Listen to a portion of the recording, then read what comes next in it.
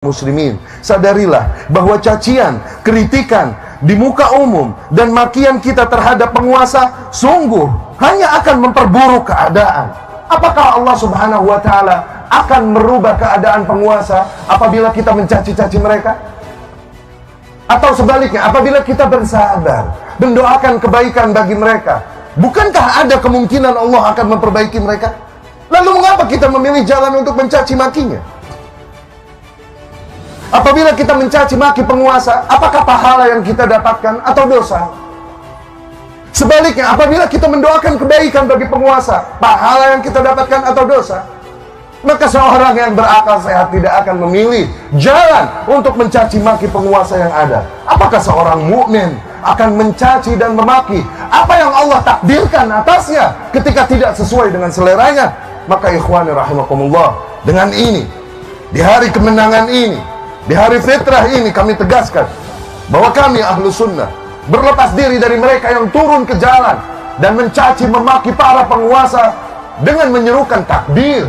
Seraya menyerukan takbir, mereka mencaci dan memaki para penguasa. Tuhan mana yang mereka besarkan dengan takbir mereka? Dikarenakan sungguh Allah melarang tindakan mereka.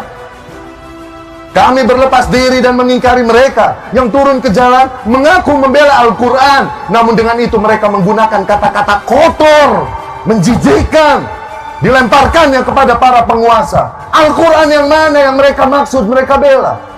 Jelas larangan di dalam Al-Quran. Perintah Allah Subhanahu wa Ta'ala kepada Fir'aun, kepada Musa dan Harun alaihimassalam, idhaba ila Fir'aun, pergilah kalian berdua, hampiri Fir'aun, penguasa yang ada pada kalian. Hampiri.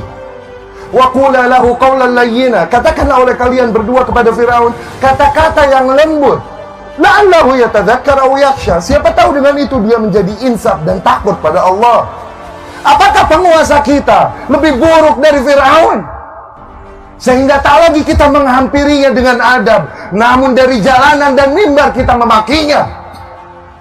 Apakah penguasa kita lebih buruk dari Fir'aun yang yasumuna abna'akum wa yastahyuna nisa'akum, membantai anak-anak laki kalian, membiarkan wanita hidup, yang berkata inni rabbukumul a'la, akulah Tuhan kalian yang maha tinggi? Apakah penguasa kita lebih rusak dari Fir'aun sehingga tidak lagi kata-kata lembut yang kita gunakan untuk menegurnya, tapi kata-kata kotor, makian, cacian kepadanya? Kami berlepas diri dari kaum yang melempari para aparat dengan batu dan panahan. Dengan itu seraya mereka bersalawat kepada Nabi Sallallahu Alaihi Wasallam. Nabi mana yang mereka sanjung dengan salawat mereka? Sesungguhnya Nabi Sallallahu Alaihi Wasallam melarang tindakan demikian. Nabi bersabda, "Man arada an yansaha sultan," barang siapa yang hendak membawakan nasihatnya kepada penguasa, falyakhudh biyadihi, maka agar dia ambil tangannya, wa yakhlu bih, dan berdua-dua dengannya. Fa in qabila minhu fadha, apabila penguasa tersebut menerima nasihatnya, maka alhamdulillah. Wa illa, namun apabila penguasa tersebut tidak menerima nasihatnya, faqad adda alladhi ma alaih, maka ia telah menunaikan kewajibannya.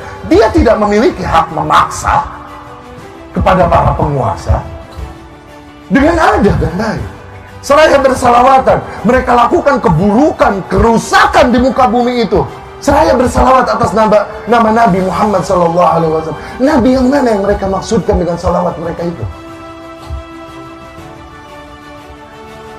Orang-orang mati di antara mereka, mereka sebut dan mereka syiarkan dengan nama mati syahid.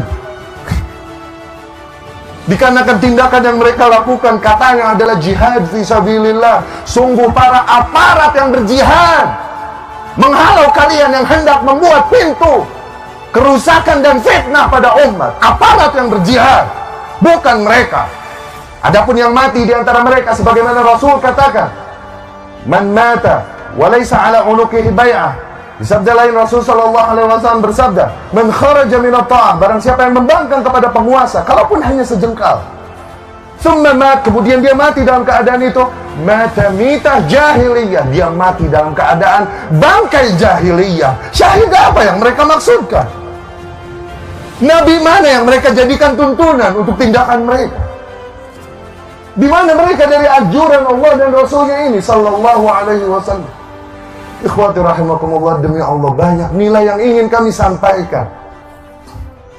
Namun dikarenakan terbatasnya waktu, kondisi, maka kami cukupkan sekian. Terakhir kami pesankan sebuah pertanyaan, tanyakan ini pada diri kalian masing-masing. Tanyakan ini pada lubuk hati kalian yang paling dalam dan nurani kalian.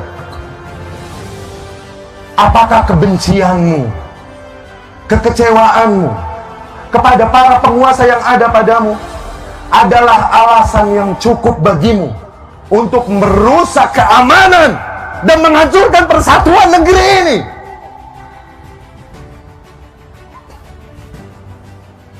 Apakah semua kebencianmu dan kekecewaanmu reason enough, adalah alasan yang cukup bagimu untuk ikut memberikan sumbangsih dalam tindakan-tindakan yang mengacaukan persatuan negara, mengancam keamanan negara, membuka pintu fitnah, penjarahan, dan lain-lain? Demi Allah, mereka yang bergerak dengan nama Islam sama sekali tidak mewakili ajaran Islam yang mulia ini. Apabila ada agama di muka bumi yang mengajarkan menyembah batu, menyembah ular, maka tak pantas mereka mengajarkan tindakan barbar demikian. Apalagi lagi agama Islam yang mengajarkan untuk mengesahkan Allah Subhanahu wa Ta'ala, tauhid, mengajarkan kita untuk mengikuti contoh semulia-mulianya Nabi, semulia-mulianya manusia, Nabi Muhammad sallallahu alaihi wasallam.